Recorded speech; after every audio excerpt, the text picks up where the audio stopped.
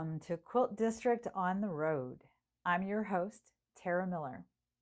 In June of 2021, I had the great fortune of touring the Abstract Design in American Quilts at 50 exhibition at the International Quilt Museum in Lincoln, Nebraska, with Carolyn Ducey, the curator of collections there. In a moment, I'll show you that tour, but first I want to give you some background about why it is so important. While many events and movements of the late 1960s into the 1970s were at play in resurrecting quilt making, one event had the most significant global impact on our perception of the quilt. The Abstract Design in American Quilts exhibition at the Whitney Museum of American Art in the summer of 1971 catapulted the patchwork quilt into our global consciousness unlike anything had done before. The scope of the Whitney exhibition's impact was unexpected.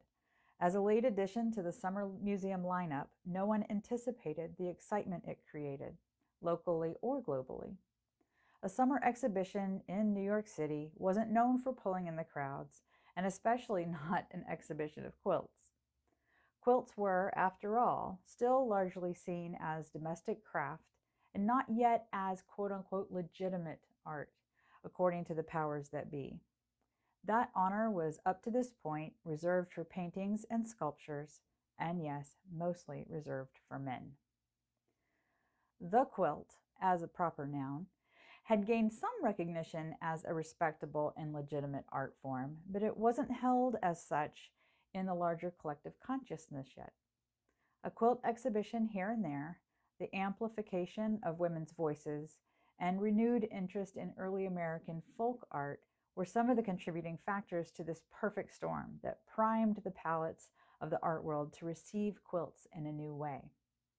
Enter Jonathan Holstein and Gail Vanderhoof. In the late 1960s, this dynamic pair began collecting antique pieced quilts on their weekend travels from their apartment in New York City to antique shops and markets in rural New York, New Jersey, and Pennsylvania. It happened almost by accident, though, almost as if the quilts found them. By 1969, they gave themselves a budget of $35 per quilt, approximately $260 in today's money, and they set out to build a collection of aesthetically dynamic quilts. In 1970, they took off on a quilt-finding adventure throughout New England. Most antiques collectors gravitated to furniture or other American decorative arts. Objects they could display on shelves and mantels and walls were in high demand, as were the more elaborate applique quilts and those with provenance. But pieced quilts by anonymous makers were abundant. They were not in high demand yet. By 1971, Holstein and Vanderhoof had amassed a collection of several hundred quilts. They were also, as it happened, involved in the art scene in Manhattan. They knew people, they knew art, they had many quilts, and the stars aligned. The quilts Holstein and Vanderhoof selected for the Whitney were not chosen for their incredible workmanship. They were chosen for their visual impact. They were not chosen because of their well-known makers or family histories. All makers were unidentified. As Holstein writes in his introduction to Abstract Design in American Quilts, a biography of an exhibition published in 1991, quote, "When the Whitney exhibition appeared, its impact came from its unusual viewpoint. American quilts were presented as a design phenomenon only, picked solely for their visual qualities and displayed as if they were paintings," end quote.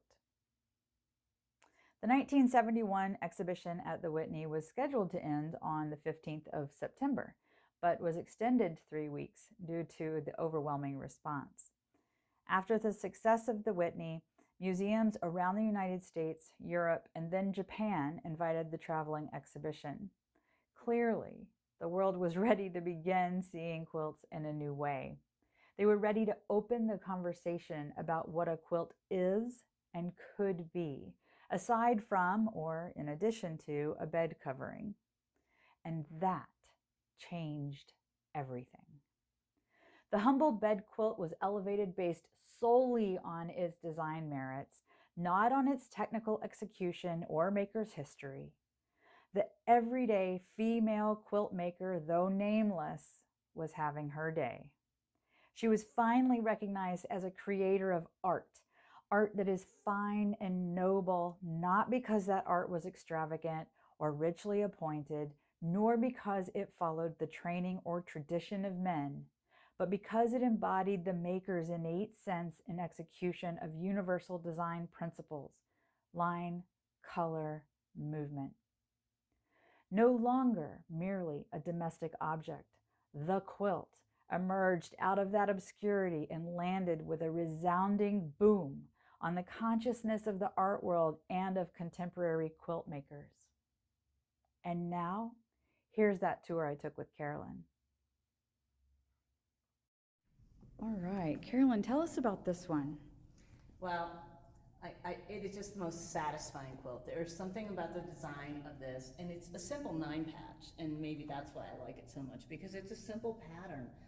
But the way this person breaks up the pattern or doesn't follow the pattern, there's one block where the red are set around it, otherwise the red is in the center. The bottom row, the blocks are just a little bit different size.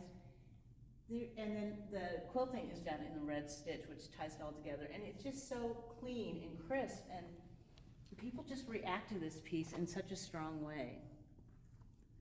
And it is the cover of the catalog that came out in 1991. So Jonathan and Gail really loved it as well. And it's such a simple piece, and it's simple wools.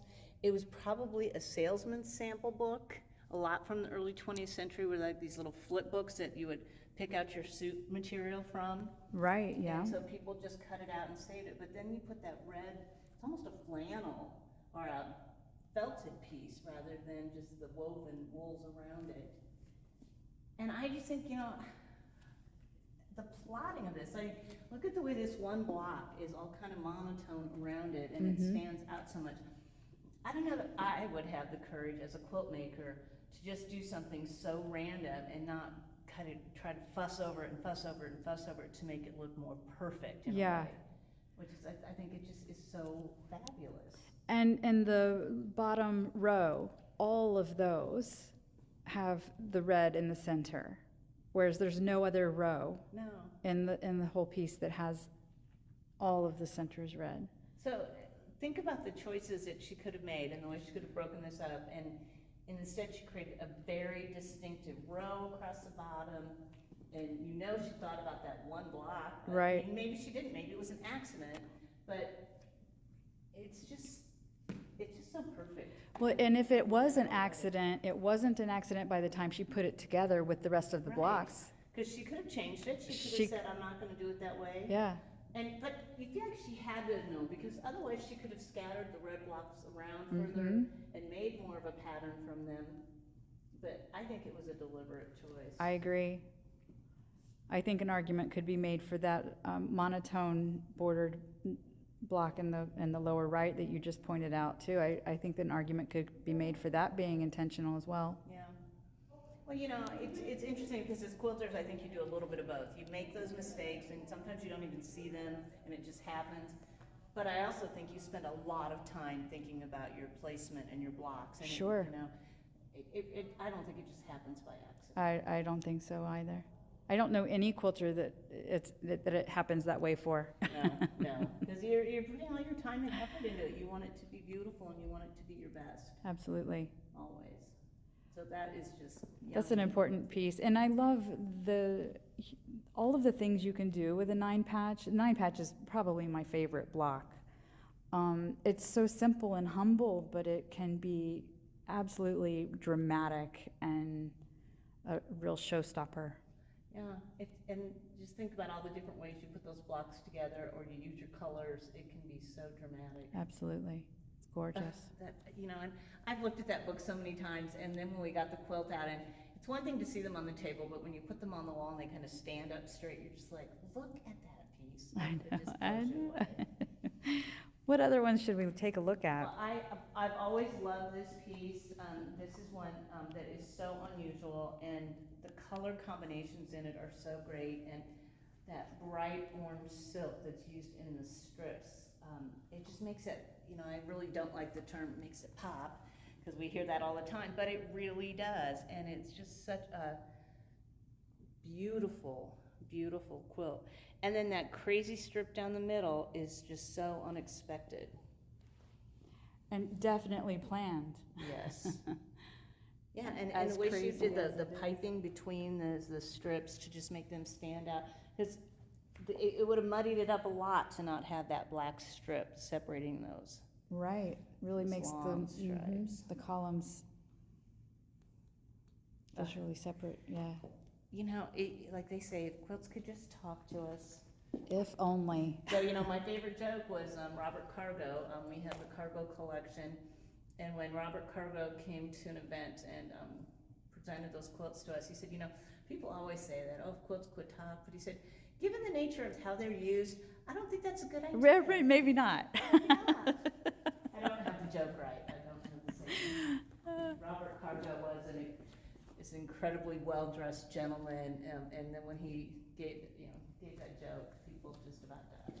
So. I'll tell you, if I could interrupt your flow for a second, this quilt here really stands out to me. This one caused us so much trouble when we were putting the exhibit up because it's so unusual, and we don't see a lot of orange and black in quilts at all. No. It's just, you just don't see it. So it's really rare, it's unusual. It's actually, we don't know if it's the top or the back, to be quite honest. The back actually is a quilt as well, a kind of a 1930s pieced quilt. But this, obviously you can see why Jonathan and Gail would have chosen this, because it is such a modern aesthetic to it. But it's also completely wonky. It's got a really uneven side. So when you hang these pieces, it makes them so difficult. So when we started, probably my favorite part about this exhibit is the challenge it presented to us, because we rarely have an exhibition where we have to fit a certain number of quilts. Typically, we select quilts, we give them a lot of room. If we don't have room for a piece, we'll take one out, which always crushes the curators, but still, we don't have to have things in. And in this one, it was very different. So we knew we'd have to do something really special. The other thing we had to contend with was the fact that these quilts were shown a lot. They traveled all over the US, they traveled all over abroad, the world, Japan. So some of them have really taken a beating. Oh, so yeah. When we have a quilt that has some damage, we're not going to hang it straight out. We're going to give it a support by putting it on a plinth, or we're going to do it over a roll. We're going to give it some additional support because we don't want to make the damage even worse. Mm-hmm. So when we do what we call our object review, we go through every piece and we determine how are we going to show this piece. And we had so many that had to go on rolls or had to be supported other ways. But I liked that idea, and that did mean that we could fit more quilts. But it literally was the first exhibition that we set up with our new head of exhibitions, Camilo Sanchez. And he came in and I said, Camilo, it's just gonna be a process where we actually designed the whole exhibition on a CAD program. So a computerized program, you can move things around, everything's to scale, but it never really follows, you can't really follow that completely. You can't come into the space and the colors don't work, or the quilt's wonky and it's not gonna look right where you have it. So we always have to make adjustments. So we started out with this wall with, I think, just like kind of the orange section here, and we had a few pieces up, and it was just heartbreaking because it's like, it's just not right. So I said, Camilla, I'm sorry, but we're just gonna have to rework this. So we did a little reworking on the computer, but eventually we just said, we're just gonna try and put things up, move them around a little bit, take a look at them, lay them next to each other on the table, really see how things are gonna work. So Camilo showed a design, or a printout of how many moves we made from the original CAD drawing, and it was just a tangle of lines as everything got switched and moved. But it's frustrating because it's a lot of work, and when you have a design, it's so much easier if you can just stick to it and put things up. But as we worked through it, and then all of a sudden something comes together, you're like, oh, that's it, that's where, it's such a great feeling. And so this was a real challenge. We also have a lot of different size rolls because I wanted to mix it up. And I really wanted it to look kind of like a puzzle that we were putting together. And I'm so pleased with the way it came out. It's like nothing we've ever done before. We've never stacked quilts quite this high. We've never put a whole wall up like this.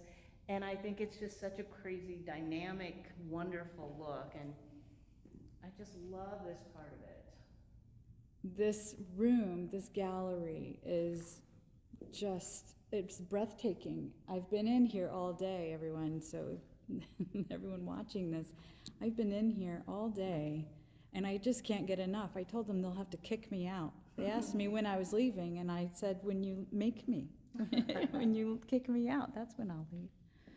And and they are just, there are so many different things to consider because some of these pieces don't have batting, they're not quilted. We have a wool crazy log cabin in here that's super thick and heavy. We have crib quilts. We have quilts from the 1880s and we have quilts from the 1930s. And we even have one that's all rayon that the first time I looked at it, I thought it's not going to go with anything. So it was such a challenge. Jonathan Holstein tells this great story when he and Gail went in and hung the exhibition at the Whitney. He said this was the first quilt that they hung. And they had a technique of hanging the quilts. They would hold the quilt up, get the initial setup done, get it into the wall, and then they would release the quilt and it would just kind of unfurl. Oh. And he said when this quilt unfurled, everybody standing around just gasped. Yeah. He said, we've done it, we've accomplished what we wanted to do. We did it. With this exhibition. And I really think under our lights, because we use such dim lighting in the gallery, it also really helps the quilts because sometimes this one has had a lot of uneven fading. They obviously used some different red fabrics in it. And when you saw it flat, it was kind of like, oh, that's not great. But when it's on the wall, it almost makes it look better that you have that unevenness to it. It almost looks intentional. Yes. Yeah, and with today's aesthetic in 2021, you would find that be an intentional design choice. Yes. Well, in our next exhibition that will go in this space, we're calling it Modern Meets Modern. And Martin Hansen is curating a show. The modern movement in quilting, we looked at it earlier on, was more like the 1900 to 1940 period where kits came in and new patterns were developed and everything was modern. So Martin's using modern in that context. And then we're incorporating modern quilts from the Modern Quilt Guild in that. I love it. And it's actually just a great juxtaposition of how people use kind of the same elements, the same artistic decisions in quilts from different periods, but yet create a completely new look to them. Oh, I love finding those connections. It's going to be fabulous. I just saw the first layout design of it, and it is just going to be an amazing show. So I'll have to look for that one. And when is that happening? It will open in October, I believe, end of September or October. So we'll take this down, repair the walls, and the next one goes up within about a week. All right. Wow. Not at all. I will lock it up. Are the front doors? Yeah, those are. Okay, we'll take care of it. No problem. Thanks, Rachel. Okay. Let's see. Let's talk about this one up here. I love this one so much ever since I heard Jonathan talk about it. Which one? The one with the sashing and the strips. So, again, I have to admit, I've had kind of an attitude when we started setting up this exhibition because so many of the quilts really show some signs of fading and a lot of exposure and some damage. And that was, like I said, when you see them flat on the table, they just looked pale. They weren't, I just couldn't imagine how we were going to put these together to make the quilts look exciting in the exhibition. And this is such a modest little piece. It's a strippy quilt with a kind of a red sashing 1930s quilt. It's got a lot of interesting action. The strips aren't all the same size. They're not cut perfectly. So it's a serviceable 1930s quilt, but it didn't have as much appeal to me as some of the others that I love.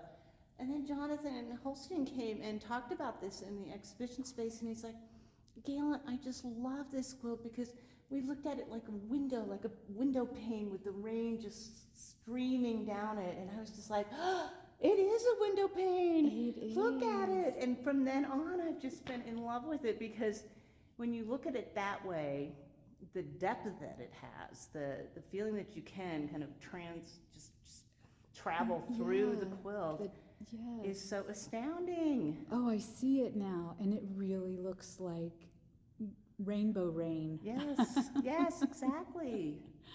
And I also love it because when Jonathan is so pleased to see the quilts, and they're like friends to him. And, oh, sure. And he and Gail, you know, it just took him back. He was just so sad.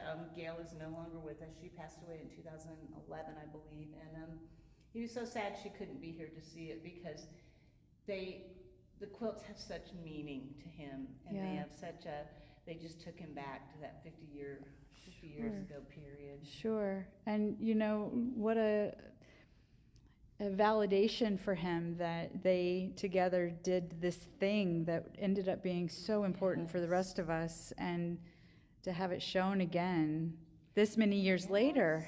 And when he talks about it, he said, you know, when it happened, it was really kind of the show at the Whitney was what he called kind of a fill-in, a summer show. Everybody's gone out of New York to their summer homes, and they just needed something.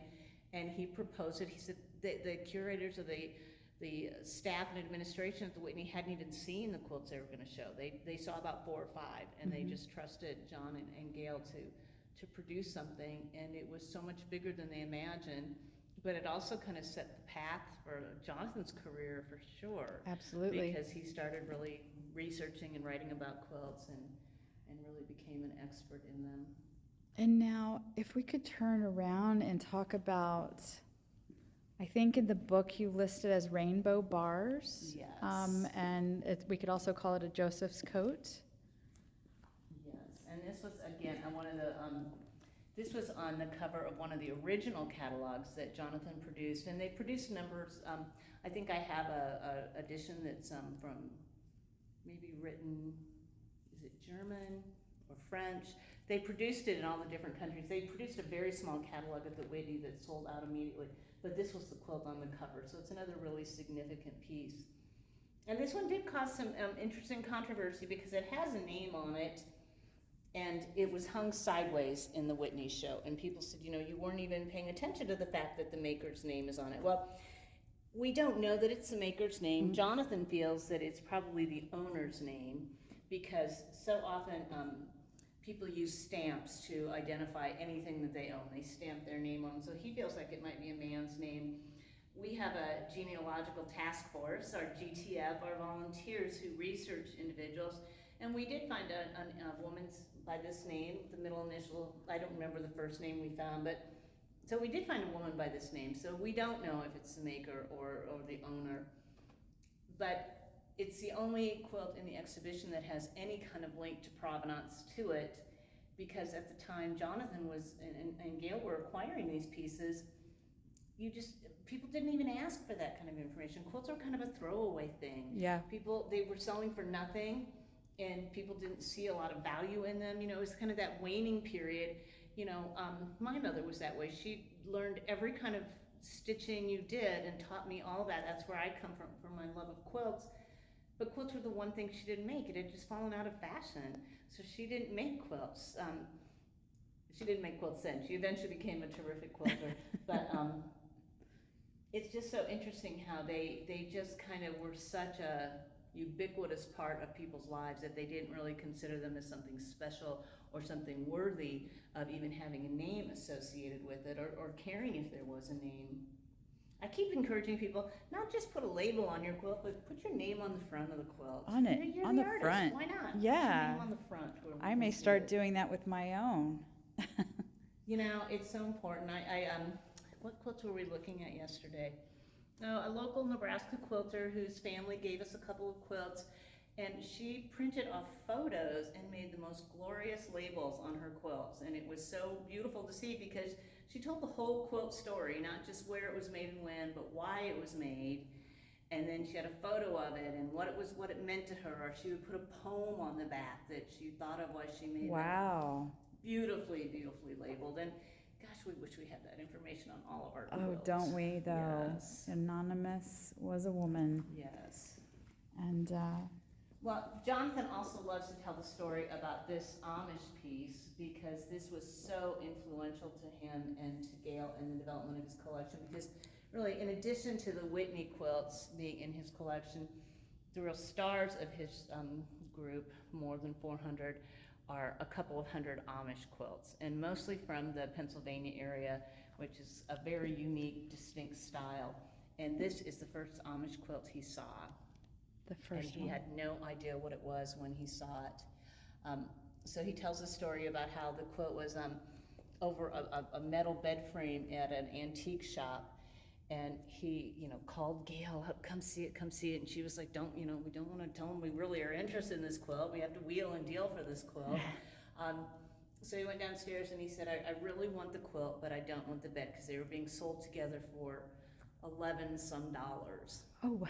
And the gentleman was like, no, you gotta take the bed. And they said, we can't, we don't have any room to take the bed. They lived in a Volkswagen van on the weekends when they went and traveled. He said, I just want the quilt. So the man said, well, I'm gonna charge you more than half, because I need that quilt to go with the bed frame. So I think he bought this for $5.75. Oh. Isn't that just incredible? And it just really began this whole push for acquiring especially Amish quilts, because they are just so distinctive. They are so modern in their approach, that simplicity of form, the way the colors are put together, they are just astounding. And one of the things that Jonathan always likes to remind us is that a lot of it has to do with the fact that cotton reflects color and wool absorbs color, or wool absorbs light. Light is what I'm trying to say. Mm-hmm. And so they just pull you in with that glow that they have about them. I think some of that is their choices of the colors themselves too, right? I mean, putting this particular brown next to that particular purple, you're going to get that vibration. Absolutely. And it's just so stunningly beautiful. Well, and this log cabin is wool as well. And it's interesting, it's not an Amish quilt, but in the printed designs, it's some of the similar colors. And again, it's just, I think the 19th century quilt makers in some ways were just much more bold in the colors that they chose and the things that they put together. Or it was just, they weren't limited by the color choices. Like we might be more conservative and want things to kind of match or go together in a different way. Well, and isn't it interesting, though, that so many people tend to think of the older quilts as being dulled down colors and demure colors and not that vibration of color. And, when you really start looking at these quilts more closely, you realize they were not afraid of the color. They went after the color. Can you imagine, in homes where you didn't have electricity, I imagine it's darker, you wanted that bright color. And I feel like a bright yellow quilt is something I would love in my room, something cheerful and bright to wake me up in the morning, and I'm sure they really appreciated that too. Absolutely. So, you just don't want to group people too much. There's so many unique voices among all these different time periods, and people just had really unique ways of creating pieces. I want to talk about one more quilt because it is absolutely one of my favorites, which is why I put it out here in the middle of the U, as we call it. And that is this log cabin, which I love this quilt so much because it's completely different when you're up close than it is when you're away from it. It's tiny, teeny, slender little logs around what's a pretty dominant square, so thin. But look at how this maker did a red, started with that red around each one, and then moved it to create this really dynamic form. And then when you step back, you see what's like an overlay. It looks like there's a shadow of diagonal lines across the quilt. Oh, yes. And that is so, talk about an artwork. Yes. This is a piece of art because every step of this quilt is considered and every log is placed carefully to really get that maximum impact. And I just wonder sometimes, if this was laying on a bed, would you see that? Did this maker ever hold this up and go, look at what I did? Because she was very, very deliberate with her lights and darks. But so you see a beautiful pattern in it, but it's not until we got it up on the wall and you could see that overlay. I just get struck by it every time I look at it. And this is one where when we have our fourth graders come in, we have every fourth grader in Lincoln come, and you just say, okay, we're gonna look at the quilt here, and then we're gonna walk up close, or we'll get up close and I'll say, look at all the bits and pieces you see, and then we'll stand back away and I'll say, look what happens when we move back. And I was like, it's so much fun. That's a fun moment. It's really fun, and Really the fun. kids are. We have a great program with the art departments, and the kids are really well prepared when they come in, and they are so excited, and they see things that are just fascinating that I've never seen in the quilt. So I really love that fourth grade age. They're so willing to share still for the most part. They're still willing to be really vocal and really get involved, and you sit them on the floor in front of a quilt, and they tell you the story of the quilt. Which is Absolutely. What they think the maker was thinking Yes. at the time. And who knows? They could be more right than we ever are, because we come from our own background. That's the truth. Yes. We come with our set of baggage and bias. Yes, we do. I do love these tumbling blocks too. I tried making one of these early on in my piecing career, and they are not easy to make because you're using diamonds and you can get them so skewed so quickly. Oh, very easy to take. Speaking of bias, yeah, Yeah. of a different kind. Oh, good fun. Yeah, but it's just such a great dimensional piece, and it's because you're using those three different, like a light, medium, and a dark. And so who showed this to women the first time? Who saw this and realized how you could create that dimension at that time? It's An also, artist. Yeah. And it's fascinating too, so many of our quilt patterns, I always like to tell the story. I was looking at our student paper one day, and I opened up and I'm like, oh, that's an interesting kind of quilt related thing. What is that? And it was actually a story about our students who are on an archaeological dig, and they had uncovered, in Turkey, a Roman bath, and the floor was a tile floor, and it was all quilt patterns. It was 8-pointed star, rob Peter to pay Paul, drunkard's path, stars. I mean, it was just incredible, and I think it's really interesting, and we've learned this too as we've developed our knowledge of international quilts, as we've collected. Certain shapes are just universal, and they're used in certain ways that just must trigger something in our human brain that we know this works, this looks right together. Even our log cabins, the earliest log cabins we're aware of are cat mummies from Egyptian tombs. Right. So it's been around forever. And it still works, and it's still popular, and Yes, and so I think there's just something, like I said, there's something about design and a successful design that must click in our brain when we get it right. I think you're right. It's so interesting. And I love the fact that it's, when we see quilts from all over the world, this reminds me a lot of a Central Asian quilt that we have, where they use kind of different sizes, and it's not really precise, but it's done in what we would consider, in the past when we didn't know better, we would have said that's an American quilt pattern. These pieces have been around forever though. Right. And that idea that all of these things that we do are universal, that we're all connected by the way that we see and use forms and create, I think is so amazing.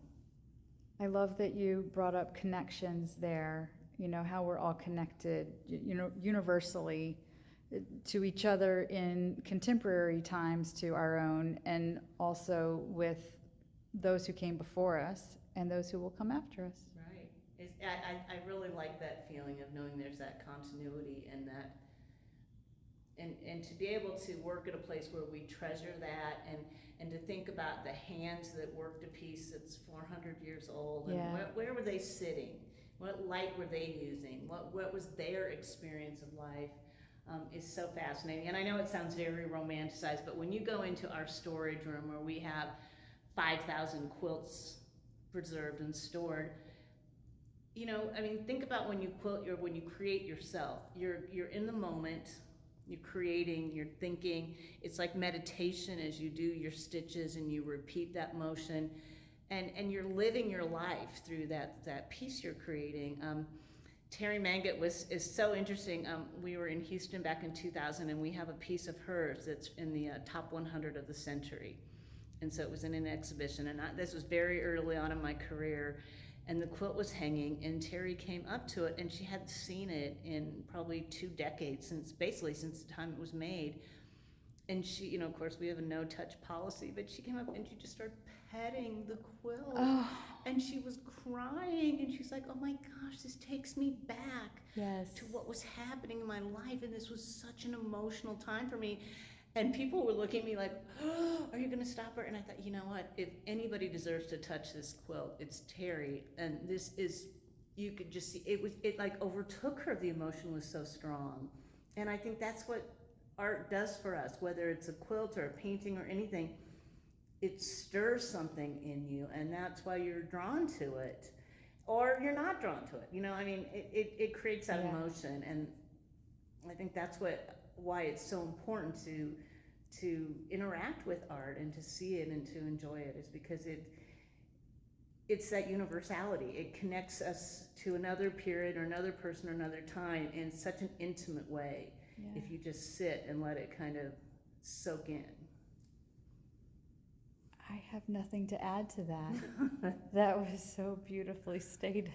Yeah, sometimes I just do want to just like wrap myself in a quilt, because I feel like that with, I have my grandmother's quilt she made for me, and my mom and I finished it, so it's got 3 generations of hands in it, and sometimes I just need to sit with that piece, and it's beat up. I used it when I was a teenager, so we washed it to death practically, the batting's falling out. But there is something about that at certain emotional times, it just gives me a lot of strength to have that. Oh, that's such a, isn't that beautiful that it, I feel as if the maker's spirit comes with the quilt. Yes, I absolutely think it does.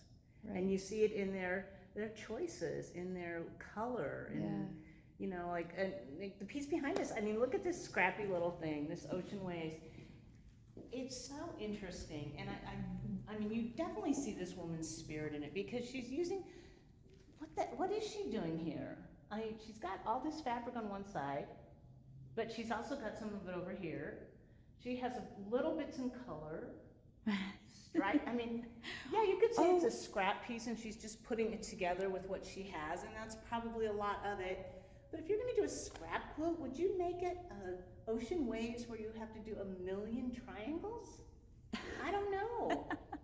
I just feel like she was just like, I'm going to make this, I'm going to put it together, I'm going to put my blocks together, and I like this kind of, she just had she was a character, in my opinion. She was just a character, because she wasn't thrown off by the fact that it wasn't going to be perfect.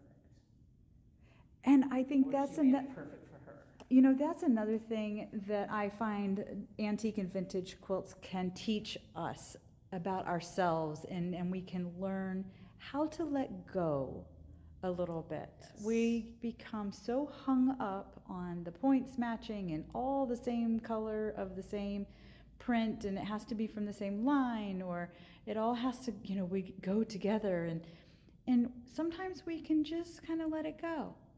I'm always reminded of that when I look at some of these old quilts, and they ran out of a blue, so they found another blue in their scrap bag, and in the same piece for the same unit within a block, they've cabbaged or cobbled these pieces together to fit that triangle or that square, and it makes it more charming and more endearing to us. I think.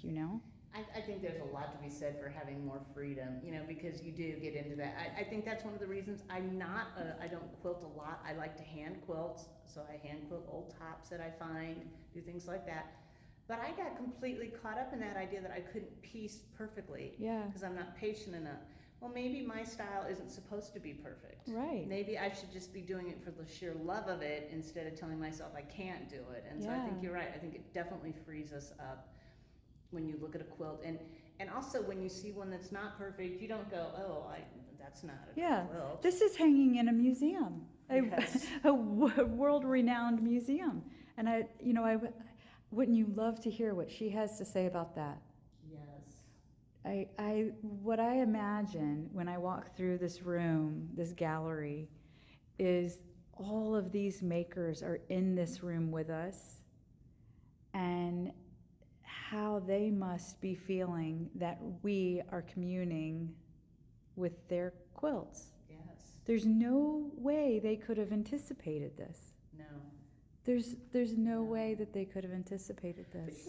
But I kind of like to think though that when they made their quilt and they got it finished and it was like, oh my gosh, look at this, it's complete and it's done and I'm so proud of it.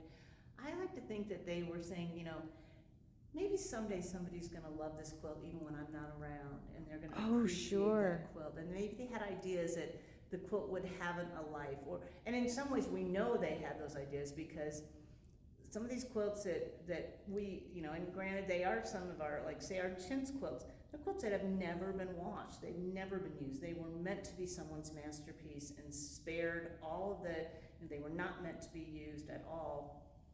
These, I think, fall into a different category because they're the typical kind of thing that you would make for your family, and probably may have been used and washed by the family before they came into the collection of the Jonathan and Gail's. But when you finish a project and the pride you have in completing it, right?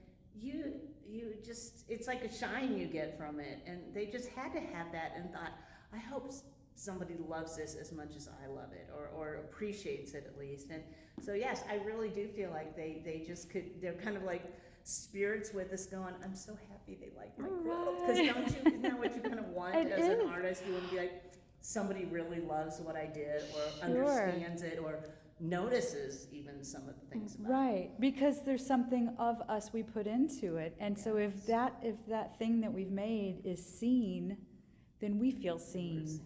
And we all want to be seen.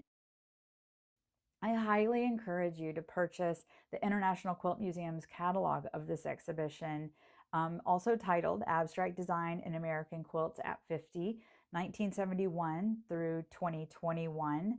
You can find it in their online shop at internationalquiltmuseum.org. And I'd like to thank Carolyn Ducey for granting me access to the exhibition and sticking around for long hours with me to ensure that I got all the material I needed. She's been really wonderful. I'd also like to thank Quilt Mania and their whole team there for publishing my article about this visit to the exhibition in the autumn 2021 issue of Simply Modern.